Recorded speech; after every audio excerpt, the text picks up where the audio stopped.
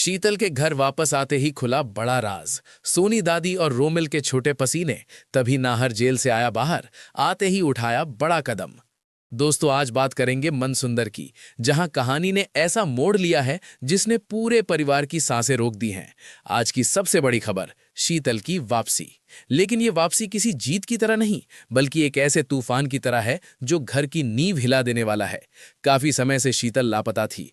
कोई नहीं जानता था कि वो जिंदा है या नहीं। घर के हर सदस्य के मन में अलग अलग सवाल थे। कुछ लोग उसके लिए दुआ कर रहे थे, तो कुछ के चेहरे पर अजीब सी बेचैनी थी, जैसे उन्हें किसी सच के बाहर आने का डर हो। और इस पूरे समय में सबसे ज्यादा बेचैन थी रूही। रूही खुद भी कई दिनों से घर से गायब थी। परिवार को लगा कि वो फिर किसी जिद या भावुक फैसले के कारण चली गई है, लेकिन असलियत कुछ और थी। रूही शीतल को ढूंढने निकली थी। उसे यकीन था कि शीतल जिंदा है और उसके गायब होने के पीछे कोई बड़ी साजिश छुपी है। आज वही रूही शीतल को अपने सहारे घर लेकर आती है। दूसरी तरफ घर में बिल्कुल अलग माहौल था। अवनी और उसकी नवजात बेटी की एंट्री होने वाली थी। पूरा घर फूलों, लाइट्स और रंगोली से सजा हुआ था। मिठाइयों की खुशबू, ढोलक की थाप, मुस्कुराते चेहरे, सब कुछ जश्न में डूबा था, क्योंकि अवनी ने एक बच्ची को जन्म दिया था। घर में नई जिंदगी आई थी, लेकिन किस्मत को कुछ और मंजूर था।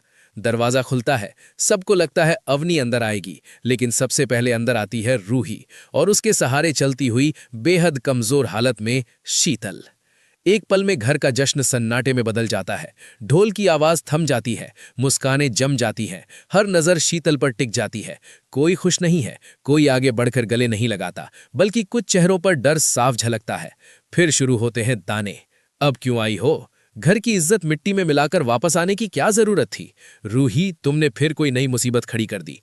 रूही चुप रहती है। उसके चेहरे पर थकान है, लेकिन आंखों में दृढ़ता। वो जानती है आज अगर उसने जवाब दिया तो सच्चाई से पहले रिश्ते टूट जाएंगे।